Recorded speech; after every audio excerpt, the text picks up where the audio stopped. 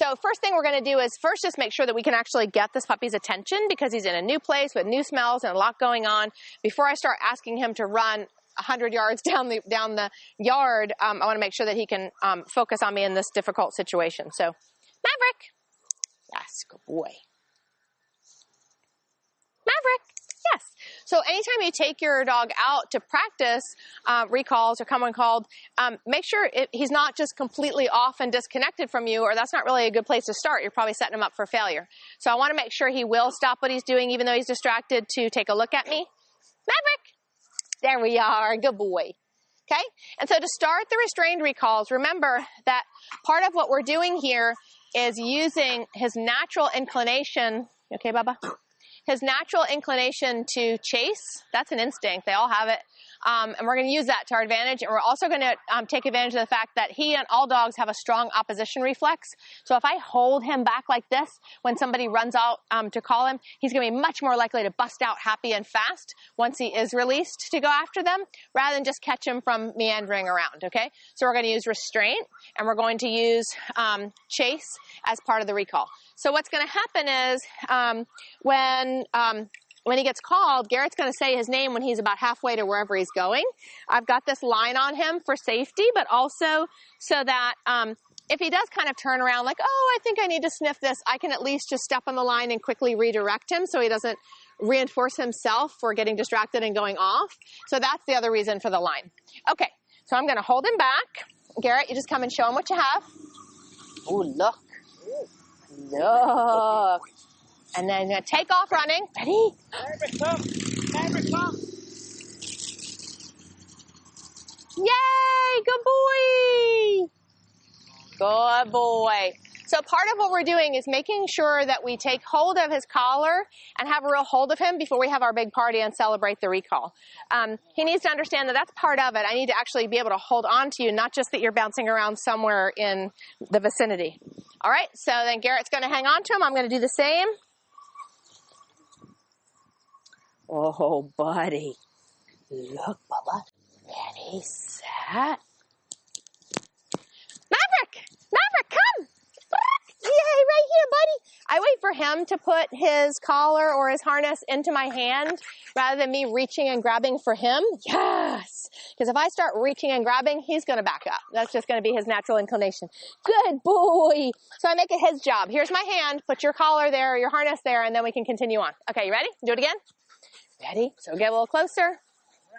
Look, buddy. Oh, look. Oh, what's that? Look at this. Is that for you? Oh, Set, go. Maverick, come. Maverick. Put your hand underneath instead of on top. There we go. There you go. Good boy. So most puppies don't like to have their collar grabbed from on top like that. They're going to kind of get head shy or hand shy about that. So I try to reach underneath, kind of curl my fingers and see if I can make it his responsibility to get his collar in my hand. You don't have to go up and show him food every time. That's usually the thing I'll do first or second. Ready, bud? First or second time, but then later, not as much. Ready? Maverick! Maverick, come! So I put my hand here, make it his job to put his collar there, and that's what he does. That's a good boy. Look at that smart boy. Look at that smart boy.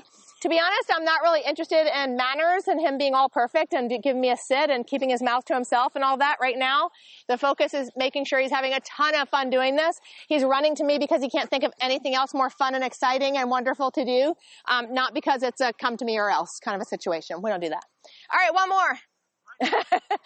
Look at this. Oh, good. Ready, set. Maverick, come on, Maverick.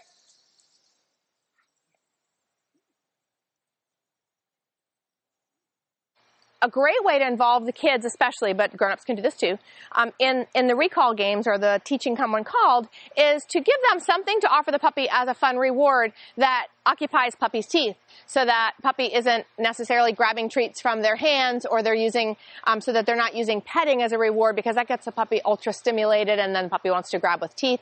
That's no fun for the kids usually. So what I'm going to use instead is a really cool tug toy that he's going to want to grab and put in his mouth. So it serves as a wonderful reward for coming when called, but it also puts his teeth on something so he's not putting them on the kid's ankles or whatever. So I'm going to take off running, say his name, and as he gets to me, he gets this.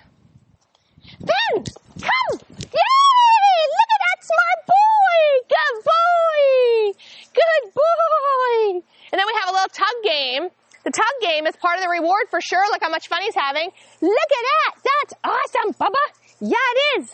Of course, in another video, we'll talk about how to get the drop so that he knows exactly what he's doing when you ask for the drop. In this case, I'll just wait until he doesn't have much of a grip on it, and we'll just start all over. Are you ready? Ready? Drop. Do, do, do, do, do. What? So I let him get busy. Finn! Finny Finn! Puppoos! Come! Yay! Look at that! That's awesome! Look what you did! Good boy! Woohoo! Good boy! So he's getting rewarded for, whoa, coming when called. But his teeth are not all over me because I'm not trying to pet him. I'm not even trying to feed him. This is just another alternative reward. Good boy. Some dogs like play and tug as much or more than food treats. So know what your dog loves and use it. Awesome, puppy. Look at you. Are you ready? So for now, since he doesn't know what drop means, I'm just going to let him smell some treats in my hand so that his grip comes off of this. I feed him the treat. We'll show him later that that means drop. But that way I'm not fighting him. I'm not holding him down, wrenching his mouth open to get something. I'm just doing a little trade. Ready? So part of what gets him to want to come to me is the fact that I'm moving away quickly. The other thing is happy tone of voice. So I'm not going to sound like a drill sergeant when I do this. Ready? Finn! Finn, come! Woo! Look at that! You did it! Good boy! Good boy! Good boy! Yes! So this time, when he got to me, I made sure I put my hands on him when he got to me and then proceeded to play. Because I do want him to know that part of this recall thing is me getting a hold of you. I don't want him to hesitate or be weird about me taking hold of the collar. I want him to love that. I want it to be part of the game. Oh my goodness. Look at this. And make sure you give him some time to tug. It's fun. He earned it. Yes. Good. Right there, bud. One more time. So I just sort of wander off. I have this ready.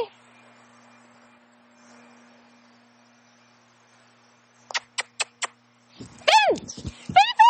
Woohoo! Come on, buddy! Come on, buddy! Finn, come! Woo! Good boy! So I touch him, and then we play. Ha, ha, ha, ha! Good boy! Good boy! Now, if the kids are young, or they just don't get how to grab him without scaring him, grabbing him over the head, just skip the touch part for this exercise. Just having them do a nice fun tug, sorry buddy, a nice fun tug is enough to get them involved and to use something he really likes as a reward. Good boy. Good boy.